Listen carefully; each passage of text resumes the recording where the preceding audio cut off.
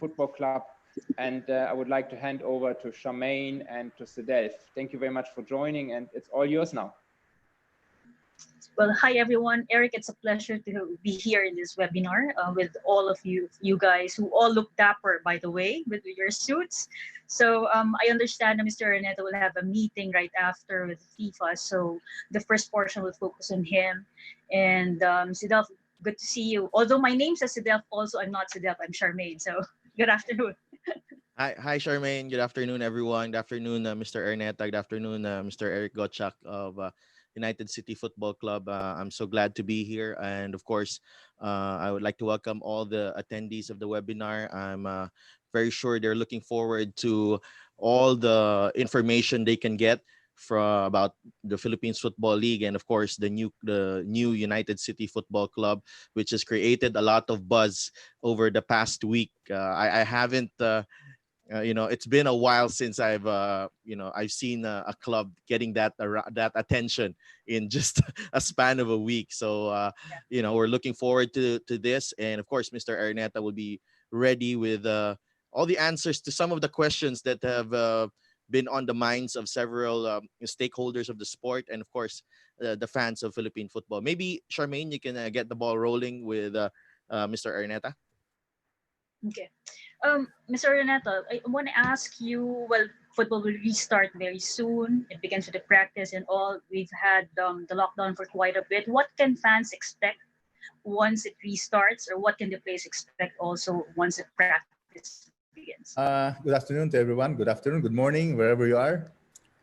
It's a pleasure to be here. And of course, we're excited about the opening of the Philippine Football League. I think season 4, and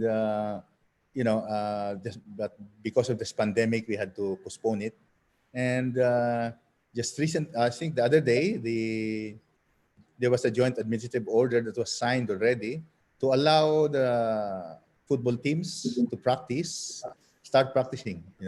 So all the teams are excited about it, and hopefully, if everything goes well, then we can have the resumption of the league, hopefully by first week of September,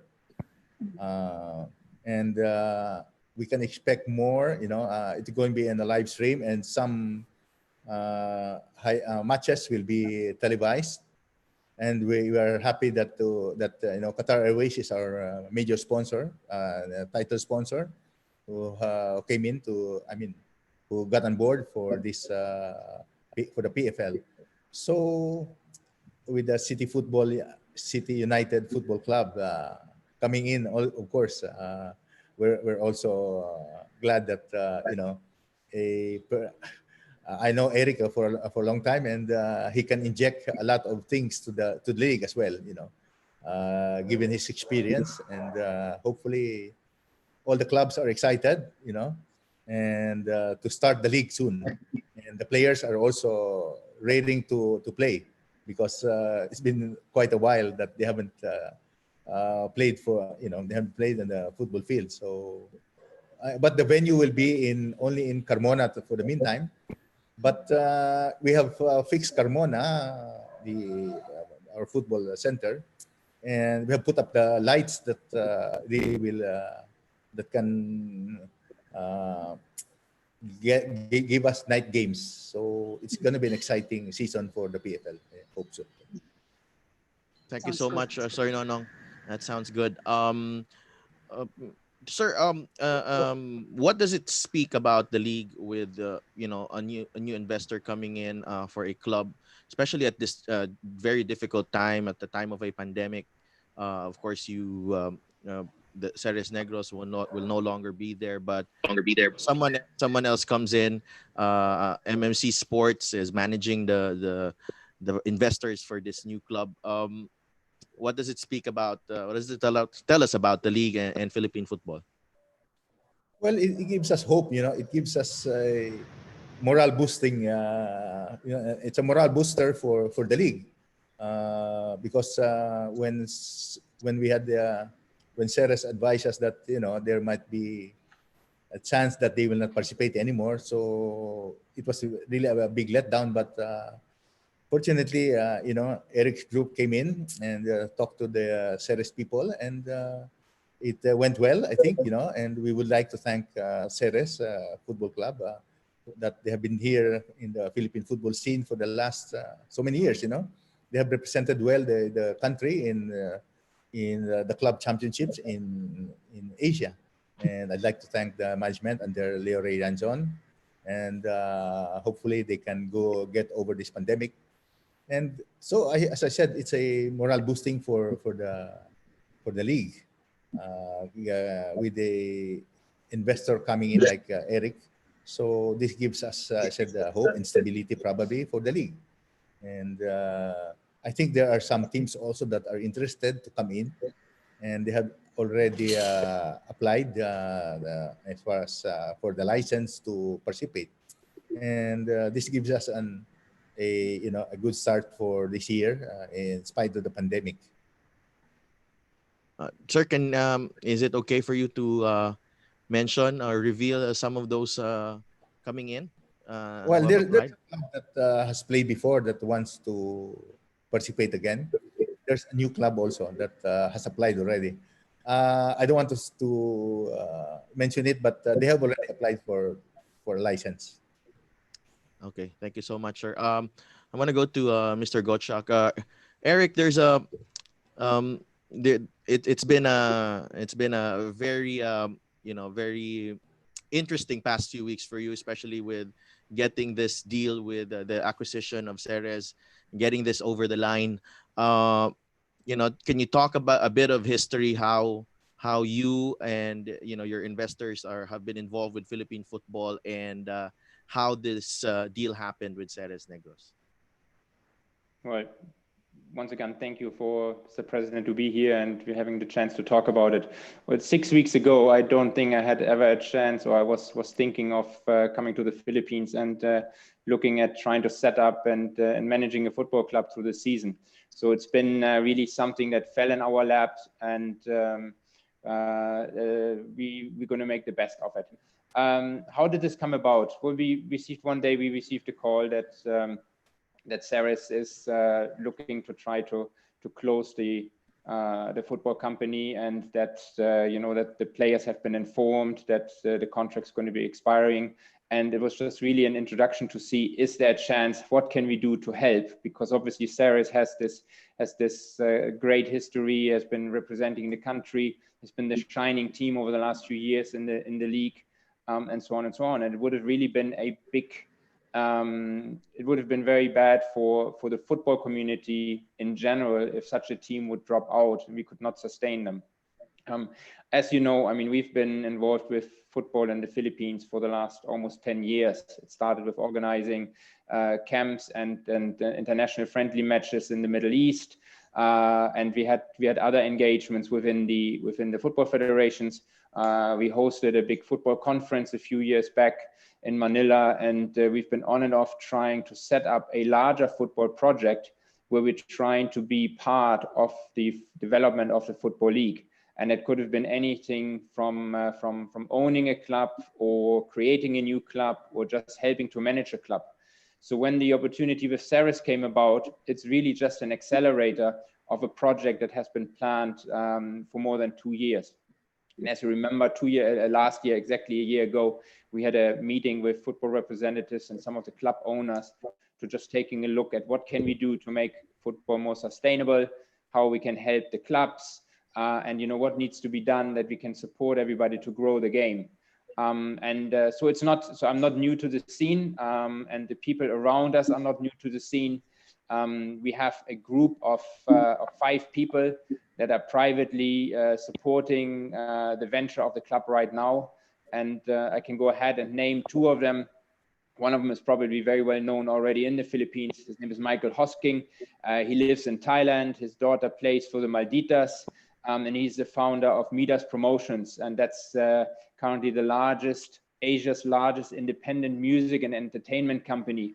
And the people that don't know his company name, but they remember that Michael Jackson, Bon Jovi, Westlife, and these kind of acts came to the Philippines, and he's the one who brought them over. He's a diehard Manchester United fan, so he was involved also with the end of season tours several years back. So he comes with a big football background, love for football, and then obviously the knowledge of the country. And the same counts for Pierre Habib, a hugely passionate football fan. He lives in Singapore, and he is a partner in a company. It's called 8 Inc. And they are a strategic design company, and they're focusing on what they call human experiences. He has more than 25 years in digital transformation and in technology building. But again, the passion for football that's what he brings to the table. His partner is Tim Cope. He's the CEO and founder of 8 Inc. And they were behind the Apple retail program rollout, the FC Barcelona retail program rollout, and they had just finished a project with Globe Telecom, the Globe Gen 3 in BGC. So they have deep roots into the Philippines. They know the community, and they know what's going on. So that's where we come on board, and we believe that with the support of Ceres, and once again, I would like to say much thank you to Mr. Janssen and his team.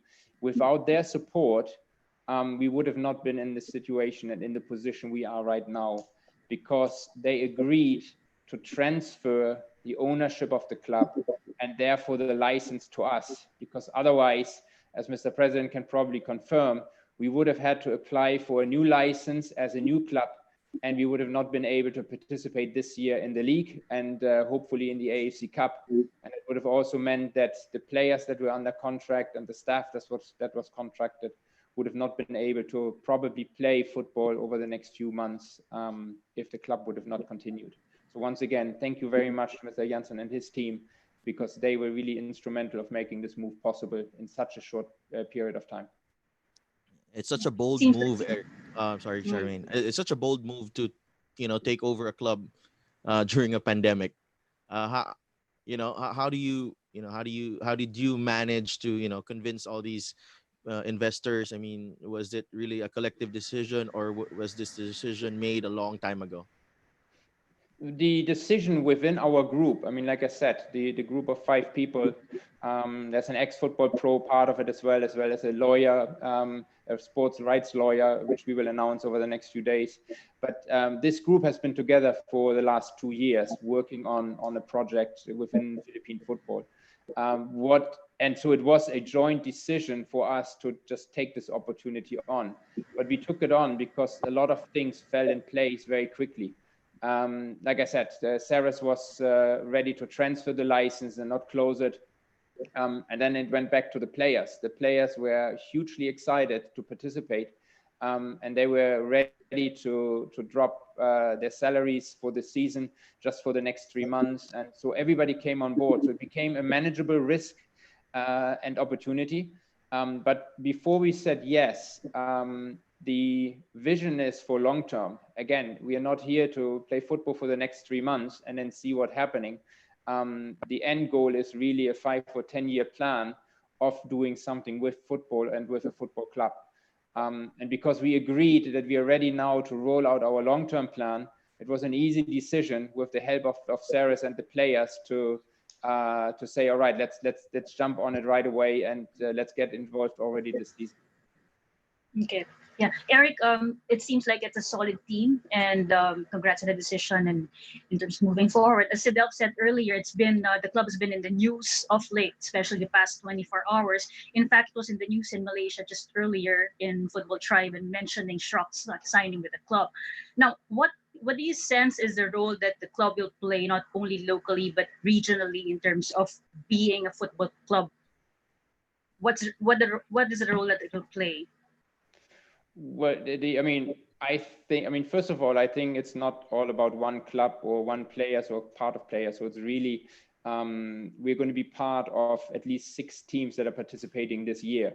And if we're looking what Kaya is doing with the youth academy and what they've been doing with playing in the AFC Cup, and if you see with some of the other clubs what they're bringing to the table, so we all need to come together to make sure that people keep talking about Philippine football. Yes, it's true that Ceres in the past has probably been the most recognized team just because of the players that were on board. I mean, with Müller, the Ott brothers, OJ, Schröcki, and so on and so on. So these players have made their names and their marks over the years. And what was obviously nice is that Ceres gave local players a chance to play here, because one thing that we have noticed last year, and I think Cedelf, you talked about it quite a lot, I think we lost 21 or 22 players to the Thai Super League. So there's Filipino players, they did not play locally because the infrastructure was not there, or they received more money. So we were trying to build football so that the players can come back and find the Philippines as the league of preference. That's where they want to play. Yes, I mean, what we know is that just like within the Philippine culture, you have 20 million Filipinos outside of the country, you have 100 million within the country. This will be a club, this will be a league that will be talked about all over the world. So we will make sure that we are promoting, obviously, within the country, but this will also be a team that will be known regionally and hopefully also internationally. Thank you. This is a question for Mr. Araneta. The challenges obviously remain for club football in the country, and of course, it was heightened during this pandemic. But as the federation and as the league, what are the steps being taken to ensure sustainability and stability? You've mentioned in the past that club membership could be one of the options, really, for fans to have a stake in their respective clubs that they're supporting, can you expound on that as well, sir? Well, we want the clubs to be stable. That's why we were talking earlier, before the start of this year, on how to increase the viewership or whatever, the following of the clubs. And we are toying on the idea of maybe each club to have their own membership structure of at least 1,000 or 2,000 members for each club, so that they have a following, because of course the club is dependent on their their fans. And that's why we were saying that maybe we will require the clubs later on to have this membership structure.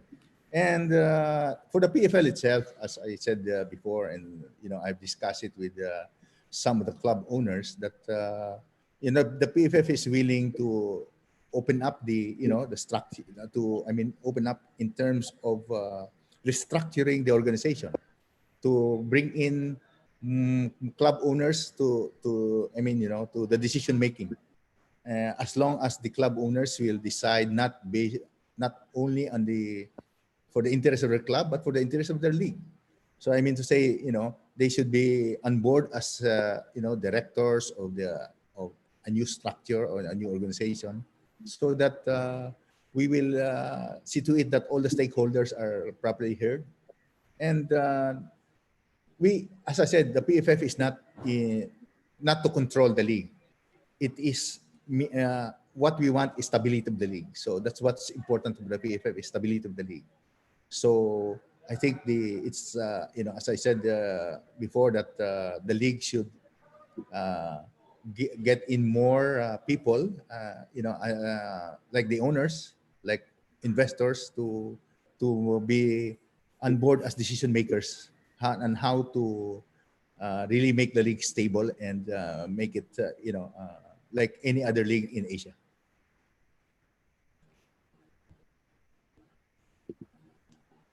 Thank you so much, sir. So that's one of the proposals, really, from Mr. Araneta. Charmine, you have another question? Yeah, for Mr. Araneta, before we let him go, because I know he has a meeting, can you discuss the status of UCFC in the AFC Cup? Well, we said that we have to write AFC, because of course these are the same. This is the same team, except that the owners, there's a change in ownership, but it's basically the same team, and with the same players, maybe, I don't know if it's the same coach, but it's just a change of ownership. Mm-hmm. So, and I think AFC will agree to that it's just a change of the name itself of the club, but the club is still the same as far as the composition is concerned. So we want them to represent us in the AFC Cup because I think the groupings has already been determined, and hopefully there's no disruption in the schedule because we are putting up not a new team but the same team but with a different name. Okay. Sir, before we let you go, there's been a lot of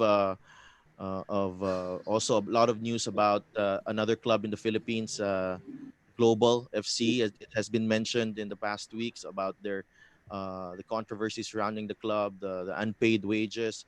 Can you tell us where the PFF stands on this and how it is dealing with these concerns? Well, of course, the PFF will always protect the rights of the players, and as a matter of fact, I think there was a meeting with the global owners a couple of days ago, or last week. I think last Thursday, and they were given, I think, 10 days to fix the problem, and if not, then we're ready to put sanctions, on them and protect the interest of the players. So that's been taken care of at the moment. Okay, sir. Is it okay if we open we read some of the Q&A from our webinar participants? We have a question from Glenn. Question to both Eric and Mr. Mariano. He says it's a relatively low point at the moment for Philippine football. But what are the investment opportunities, and would local and federal government support foreign investors on this? Maybe you can start, Sir Mr. Araneta. Well, the government is no. We don't expect anything from the government as far as the league is concerned. Except that they have been supportive of allowing our players to practice again and hopefully to start the league. So the league itself is being supported by private investors and private owners and private sponsors. So at the moment, it's our title sponsor is Qatar Airways, and hopefully we can get more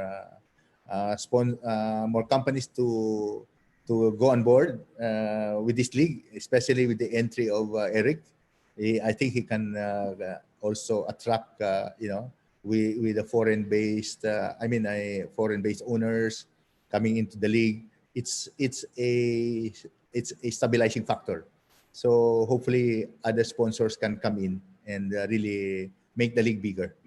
Yeah. Mm-hmm. Yes, especially if the PFL is able to restart ahead of some of the more established professional leagues here in the Philippines. So it's not only the PFL that's having problems actually, but all over Asia, in our Southeast Asian neighbors, they're also having problems at the moment. Also with the non-payment of wages of some clubs because of this pandemic. I mean to say, so we just keep our fingers crossed that everything will go well with the PFL.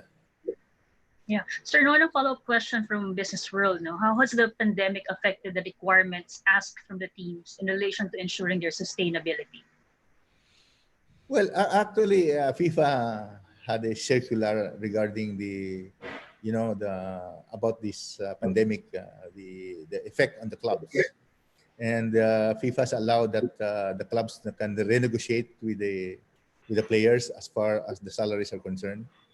And that's why there has been, I think all the clubs has negotiated the salaries of the players just to continue with this while there's still a pandemic.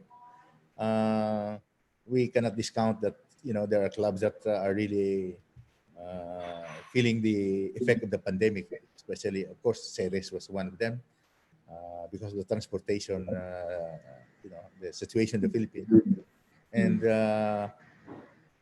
hopefully the other clubs can overcome this, and we have the support also of I think with the FIFA support because the league, it's not only the Philippines is feeling the effect of the pandemic, so FIFA has come up with a funding for just not only for the league but for the federations as well.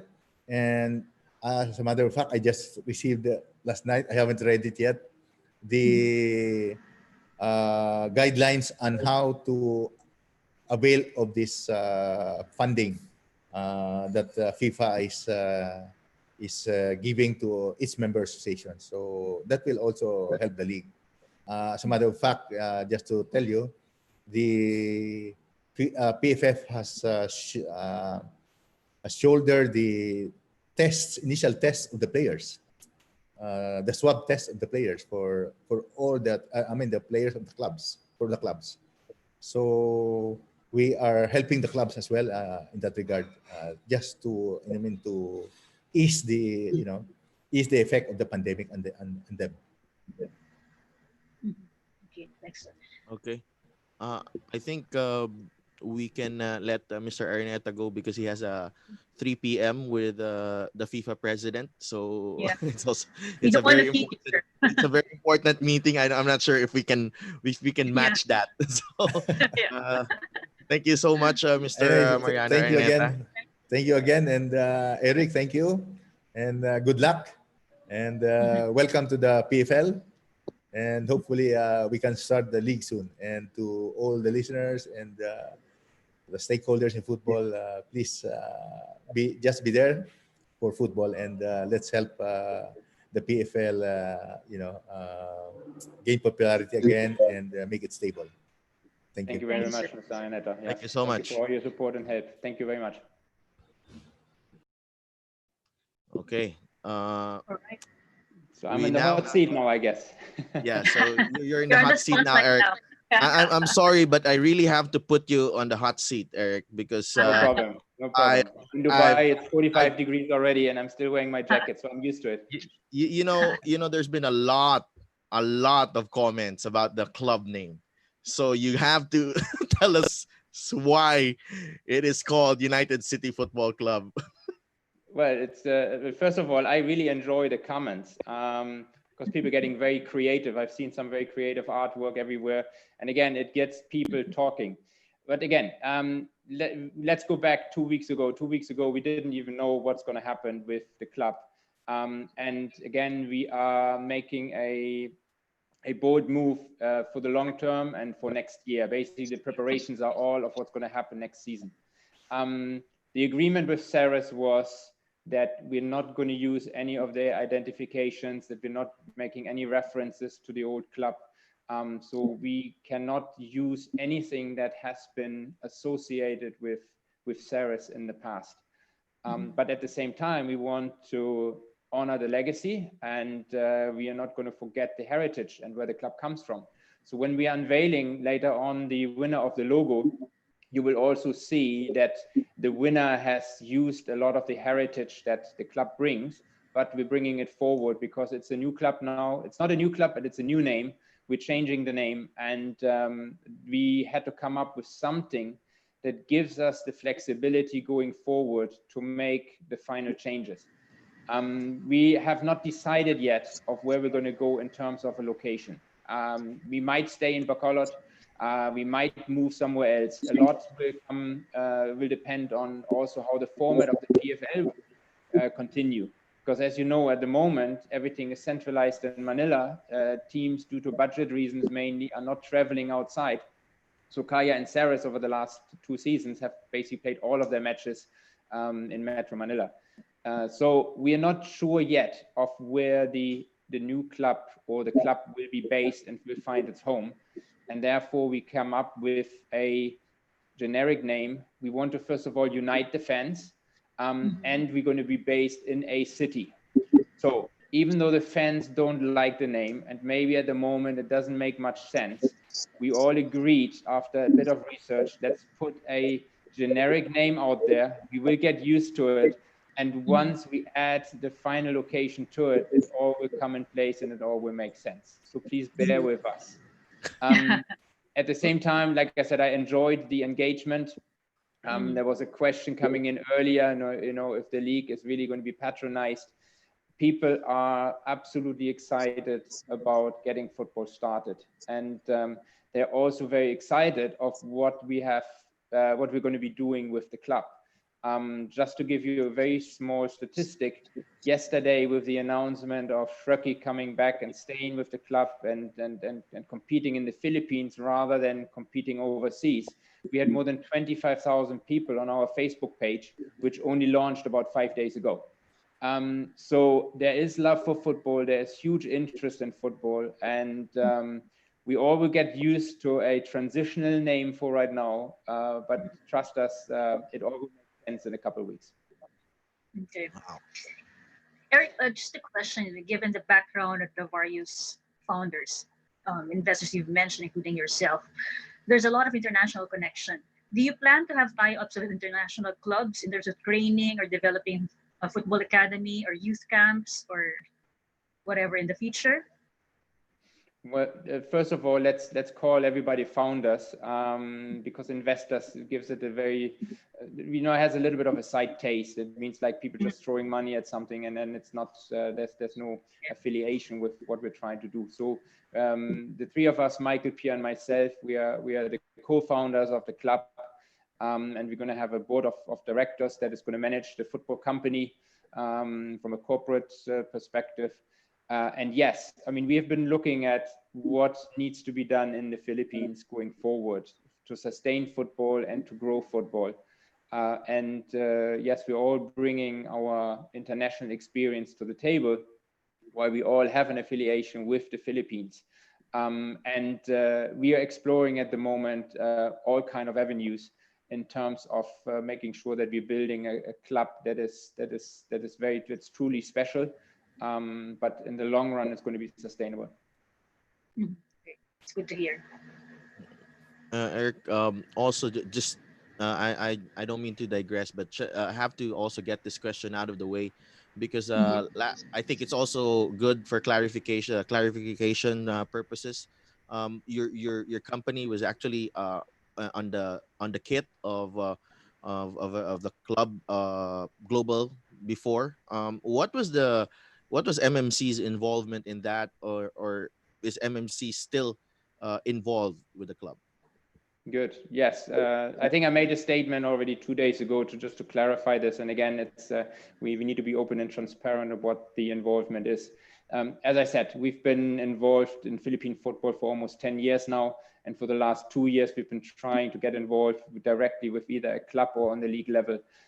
So there was an opportunity to be the marketing arm of Global in the 2019 season. We signed an agreement to represent the club and to look after exposure and the potential sponsorship. And we agreed that our name can be put on the jerseys until we find a shirt sponsor for the club. Unfortunately, during those stages, there were a lot of troubles within the leagues. I mean, we remember what happened with the delay of the season. And there was also a delay within the transition and of the ownership from one owner to another owner within Global. So we decided before the start of the season last year to withdraw from our agreement, but we granted the club to use our name on the jerseys just so that they don't have to reproduce everything that has already been produced. So it was really a reason for making sure that the cost savings are in place. In the beginning of this year, the club was sold once again. We have been reappointed with the new owners, again, of looking after developing the club from inside out and helping on the commercial side. And for very obvious reasons, we have now withdrawn from this contract. Yes, we've withdrawn from the contract. So we have no associations whatsoever with Global at this stage any longer.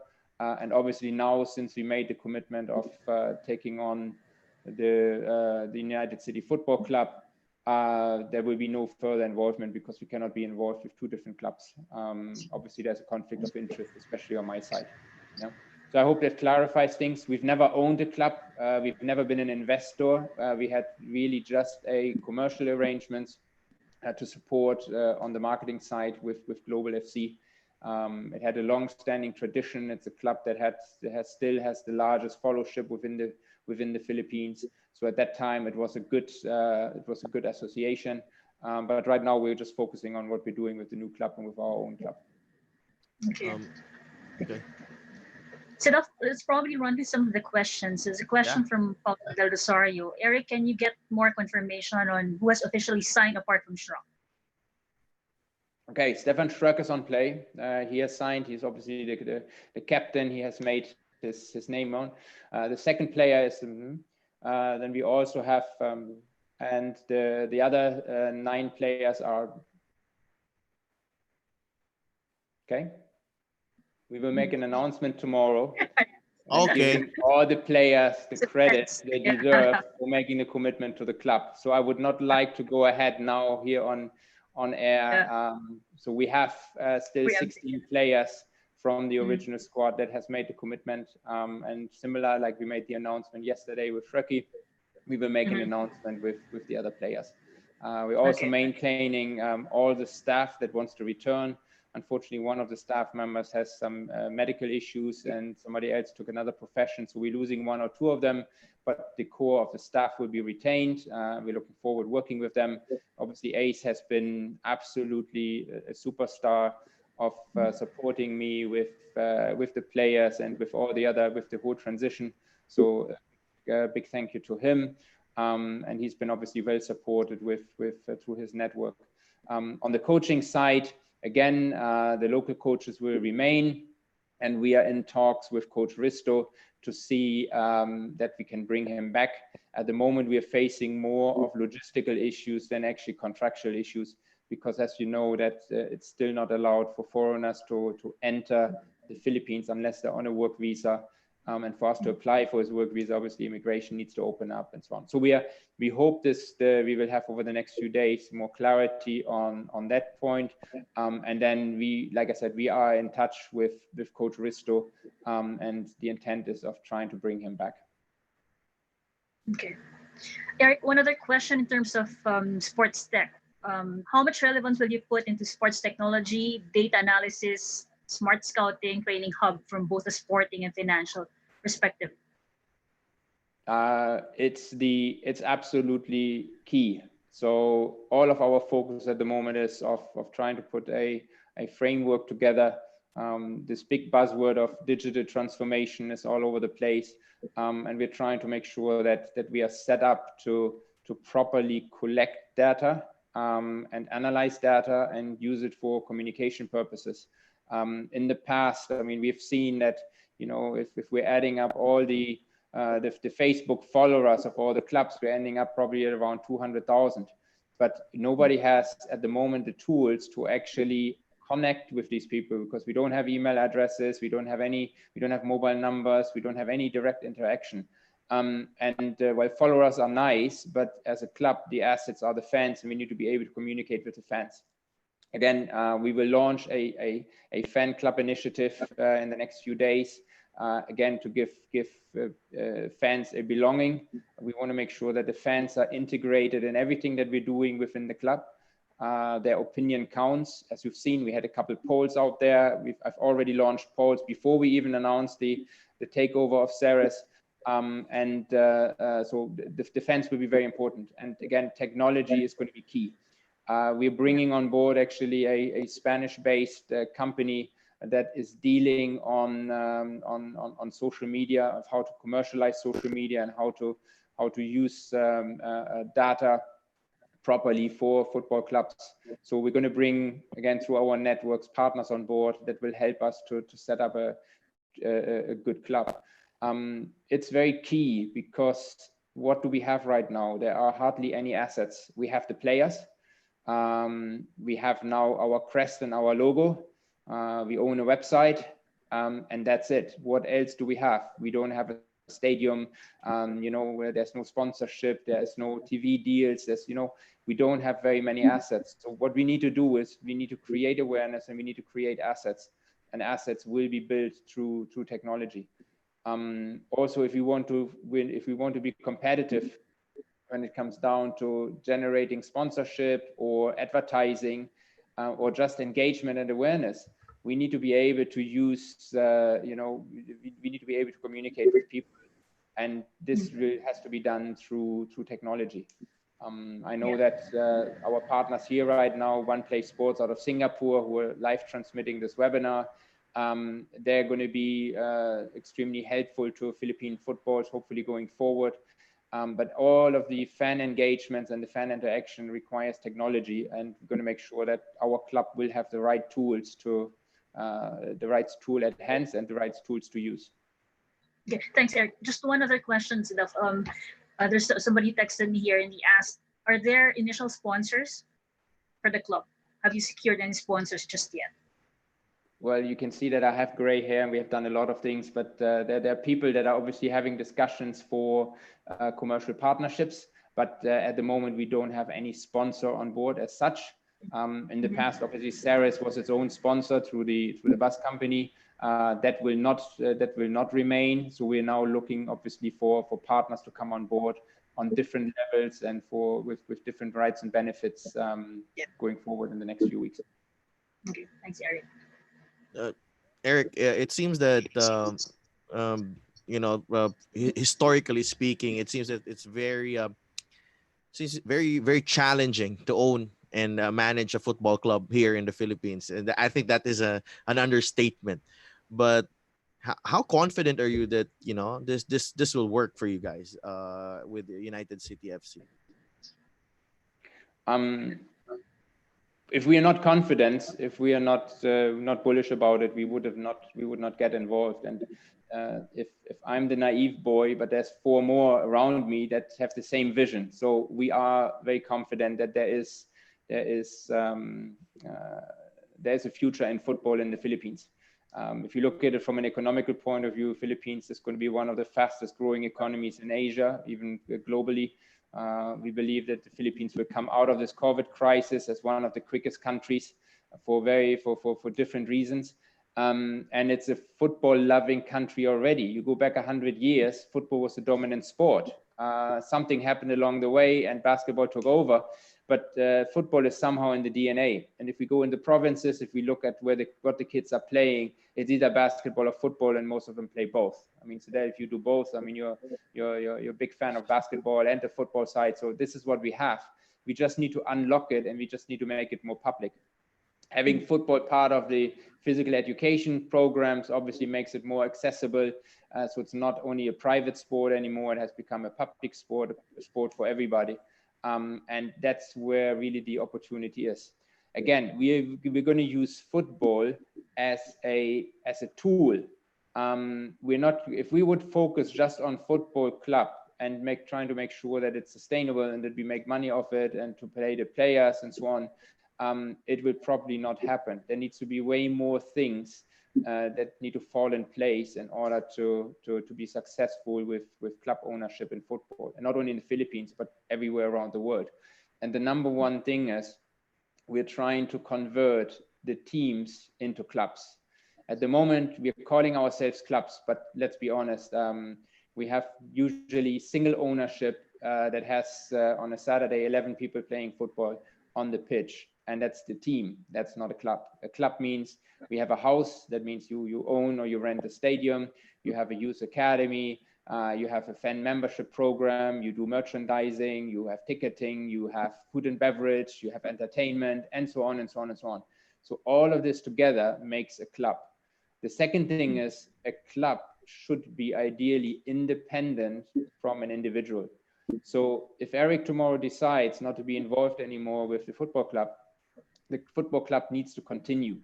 So by us bringing a group of people together that are involved is going to give a lot of more sustainability, because if 1 or 2 people drop out, either they're going to be replaced or the other people will continue.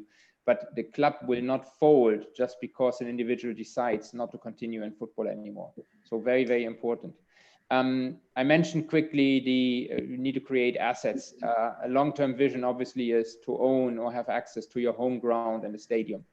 And again, that's why we kept the generic name. The ambition for the last 2 years has been to find a place where we can either build or rent a football stadium, locate a professional football club there, build the economy around football, but also build the community around football. That means fan engagement, youth development, CSR activities, course-related projects, and so on and so on. All of this together then makes it a club. And that's our ambition. And if we put this all together, then yes, football will be sustainable and we will come out on top. If we're just focusing on trying to find a naming sponsor on the jersey for this season and next season and balance the books, it's probably not going to happen. Wow. Very insightful, Eric. Yeah, and it's nice that you mentioned football is in the DNA of the Filipinos. There's actually a lot to be proud of, and some side stories I've encountered in my travels in the past months. For example, I was at the function at Chelsea at Stamford Bridge months ago, and when they found out, when the people there found out I was Filipina, they said, "Hey, do you know Phil and James' young husband? We're actually fans, and they're from Chelsea themselves." So things like that, and I've met some fans of Shrek down in Vietnam, and you'd feel flattered that Filipino players have followers in different countries, and that's something to be proud of, actually, and something we can build on. Absolutely. And again, I mean, the news that are right now about your national goalkeeper out of England, and people are following him. Hopefully he's going to be successful in the playoffs. And then people want to know what his next move is. And then at the same time, he's so proud of playing for the national team. So this is very, very important. Again, that's why we are so thankful that Stefan Schreck made this early commitment. He was really one of the first to immediately say, yes, I mean, let's explore this. How can we do this? He shared our vision and to bring him back. He's a big name. He's loved by the fans. He's really living and breathing football. And he wants to be in the Philippines and play for the Philippines. So this is important, and this is what we want to, and for that's what we want to portray, and that's what we want to encourage. I think it's about time, Eric, to maybe unveil what everyone has been waiting for since we started this one. I think we're in a good place. Let me see that I can share quickly my screen here.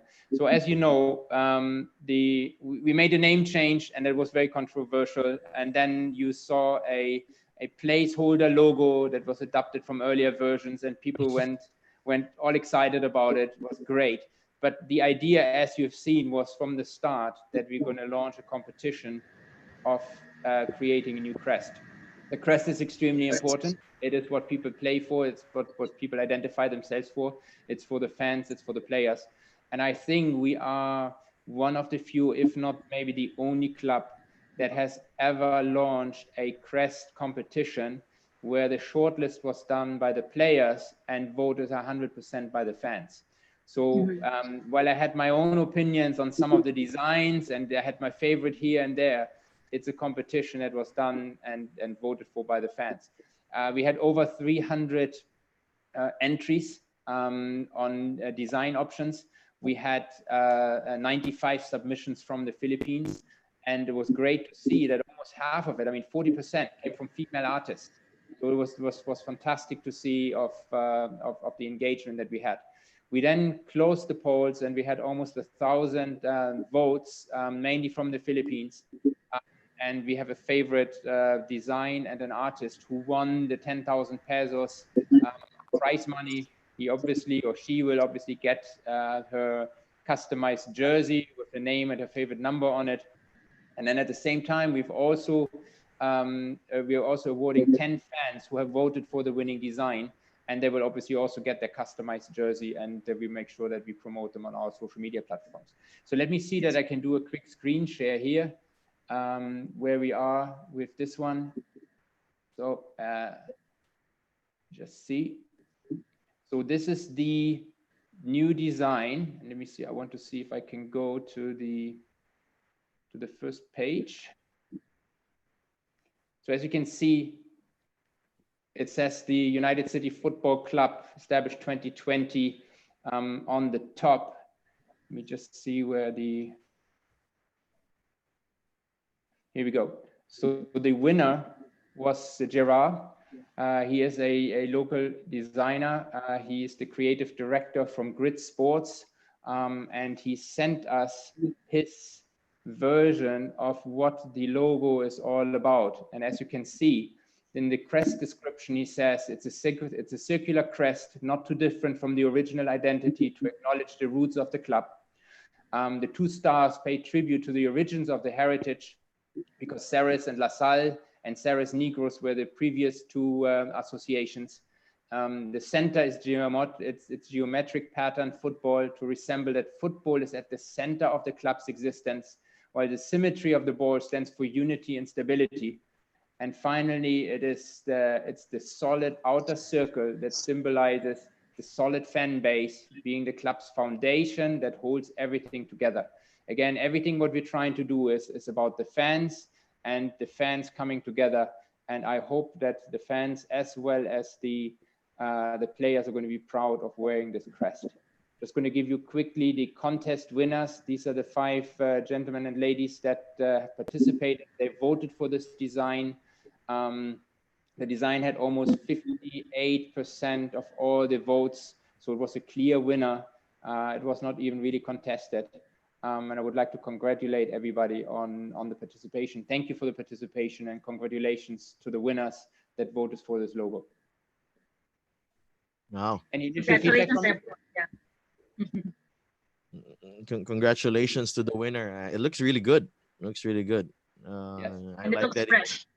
I like that it paid homage to Ceres Negros and Ceres La Salle, the club that came before United City Football Club. So maybe we can get some parting words from you, Eric, as we wrap up this webinar.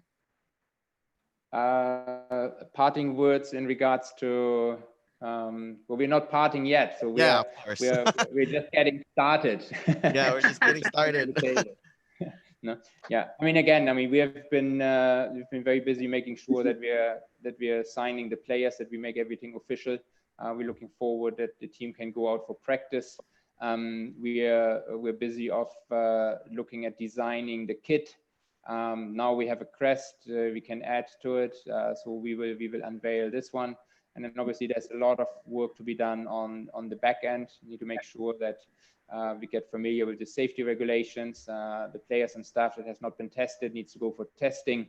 And then just logistical tasks as simple as organizing the buses to go to Cremona for trainings are probably on our list. On my side, obviously, we talked about we're bringing technology to the table. We're going to make sure that the website is going to be launched very soon. We want people to follow us on our social media platforms, which are up and running right now. So we have a LinkedIn page. We are on Instagram, Twitter, Facebook. So we have everything is up and running.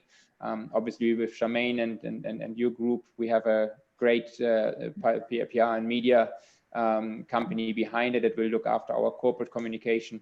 So we are in a good place. We're in a good space.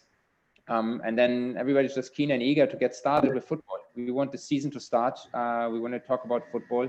We're looking forward of competing under the new name with the established teams.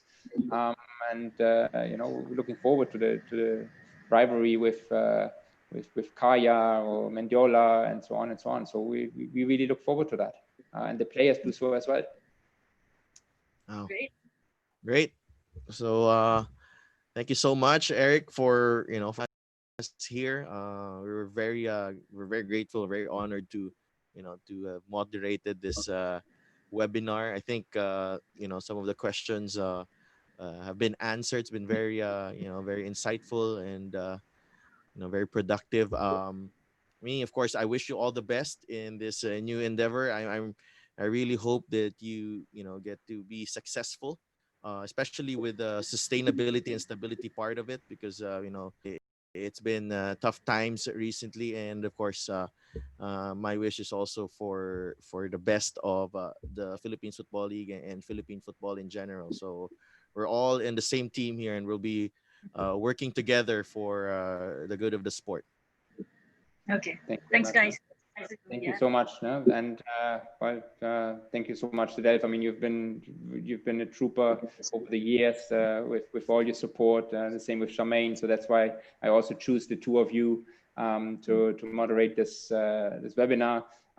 Thanks again to the PFF for their support, and for President Araneta to be on here to give hopefully a little bit of clarity and confidence that what we're doing is with the blessing of the PFF.